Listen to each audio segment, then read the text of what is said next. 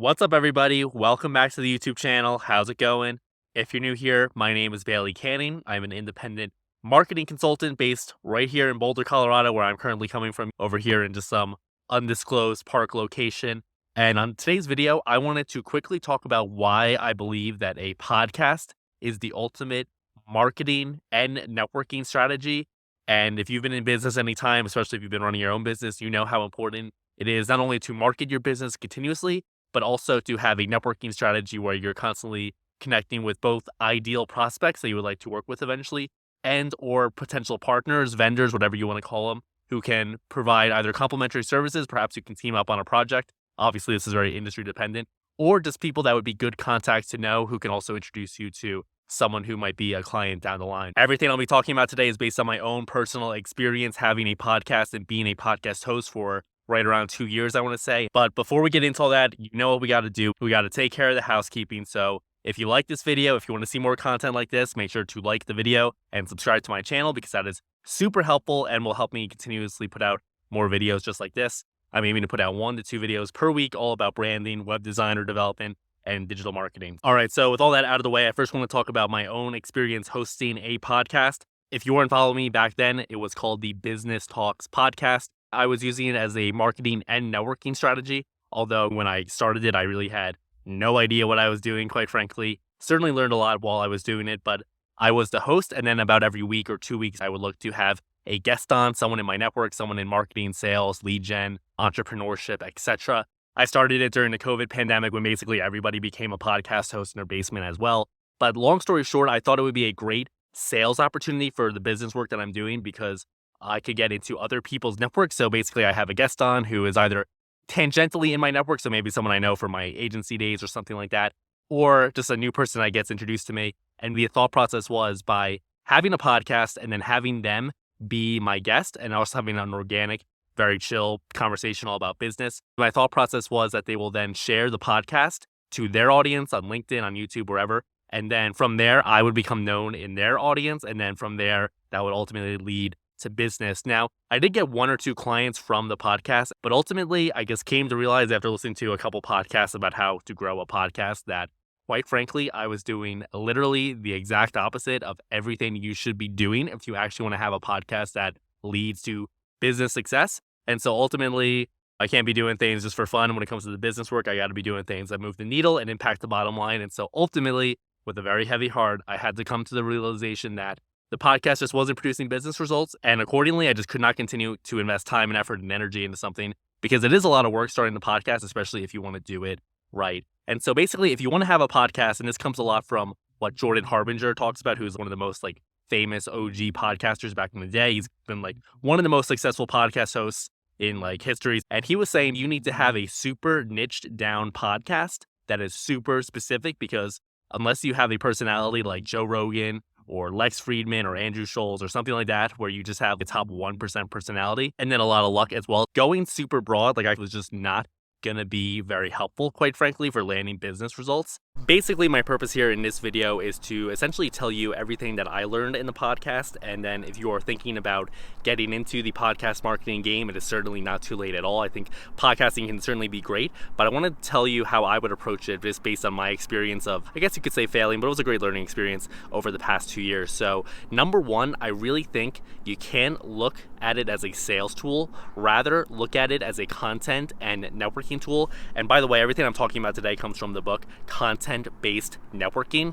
I forget the author's name, but I'll certainly link it in the description because it was very instrumental in me thinking about how to craft a good podcast marketing strategy because while I did not get a ton of sales from it, I did meet a lot of cool people. I interviewed the CEO of Meetup and several other people who, quite frankly, at the time I had no business talking to. But anyway, getting back to the content-based networking framework, essentially how you should look at a podcast if you're going to be creating a podcast is 2 parts, the content and the networking. So let's talk about the content first. First of all, I think a podcast is probably the best content funnel or flywheel, whatever you want to call it, that you could possibly set up for your business. Now, generally, I do work with service-based businesses where I think a podcast makes perfect sense. But for any business, I think a podcast is a viable strategy. You just need to find some sort of interesting angle to talk about things. If your company is looking to have a solid presence on social media, whether that's Facebook, Instagram, LinkedIn, and if you're also looking to produce content for channels like YouTube that get extremely high engagement, as well as the audio feeds, a podcast has you covered in every single domain. Let's take it step by step here. If you're going to have a podcast, number one, you can record remotely with anyone, anywhere in the world, anytime with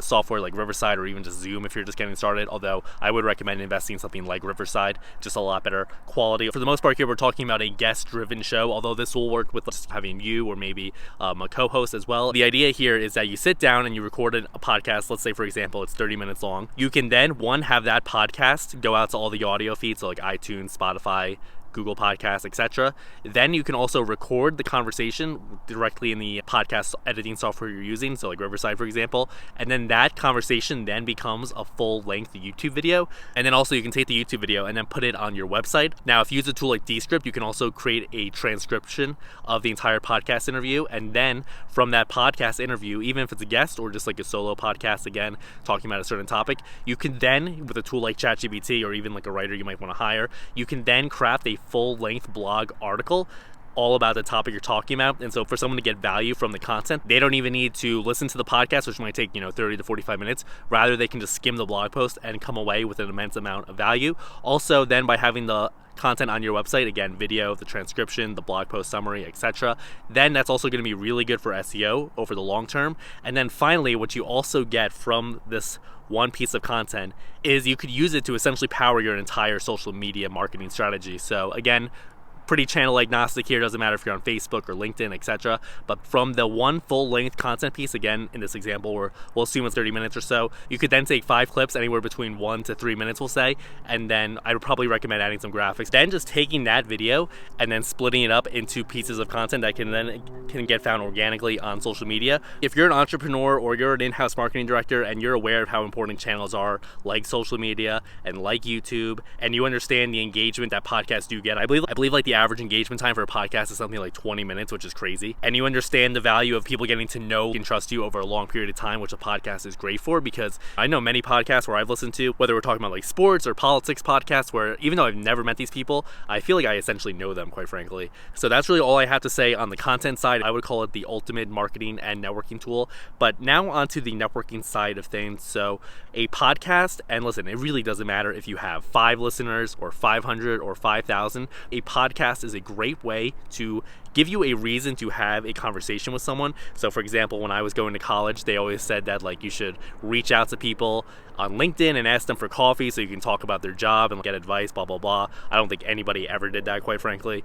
But the podcast essentially allows you that opportunity where you have now a reason to reach out to people in your industry, prospective clients, whoever. I'm sure as you're watching this video, you can think of something that makes sense to you, but you now have a reason to be reaching out to them and having a conversation with them. And instead of so many instances where people slide into the DMs where they're trying to get something from someone else, here in this case, you're actually providing value up front to people by offering a spotlight to shine on them, because you're trying to help them tell their business story or just talk about their past professional experiences.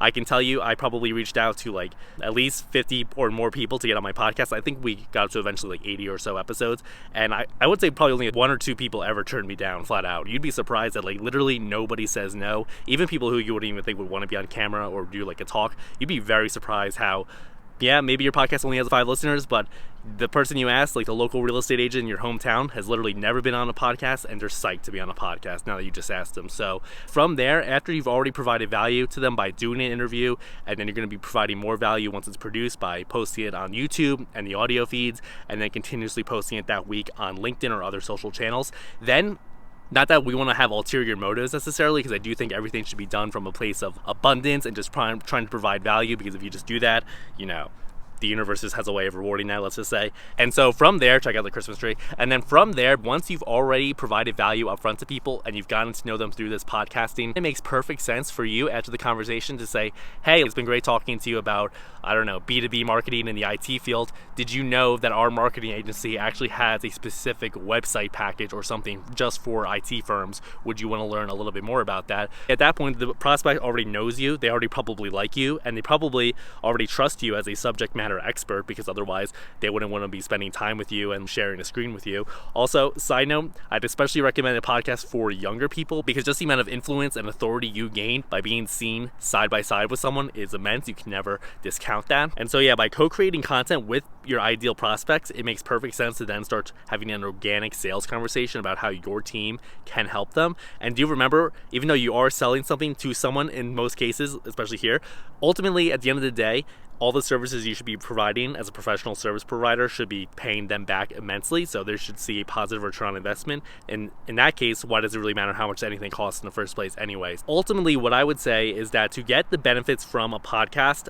you've got to look at it the right way and you got to be in it for the long haul. But certainly, the mistake that most podcasters make, and the reason why they don't continue with it, is that they think that the idea here is to generate a huge audience, because then if, for example, you got 300,000 people listening to your podcast and just 1% of them needs your services, then you're going to be like banking cash. What I found in my experience is that you can't really look at it in the idea of building a huge, massive audience. Now, maybe you're coming from a platform like YouTube and you already have a big audience there and you think you can leverage it to a podcast. That's a different situation. But if you're just starting from scratch and you want to have the ability to consistently create content for your business across various different channels, be covering both your long form and short form basis, then a podcast is going to be a great strategy. A simple hack you can use also, if you've got, let's just say, the confidence to pull it off, would be to live stream it. Then you don't even need to worry about editing it once you live stream it, and you can do that directly to like YouTube or LinkedIn or other platforms with a bunch of different tools. Then the podcast is already up after you've recorded like a 30-minute conversation with a guest, and then you just need to strip it and put it on the audio feeds and then do the editing to do the short form content, but all the long form content would already be handled at that point. So that would be huge to save time. So ultimately, a podcast is a great marketing and networking tool for all the reasons why I've outlined today. But if you're going to do it, one, you got to commit to it, and two, you can't be looking at it as just an audience building play. Instead, you just need to look at it as a content play where you're always going to be getting consistent content to offer value to the people you're trying to do business with. And then also you're going to view it as a networking tool to connect with people in your industry who can then provide you to other connections that can be super helpful, and or prospective clients as well. So hopefully you got some value out of this video. If you did, definitely subscribe, because again, I'm putting out 1 to 2 videos per week all about marketing, sales, lead gen. If you want advice on how to grow your company, increase revenue, generate more leads, etc., definitely subscribe to my channel. I'll see you in the next one. Take it easy. Bye.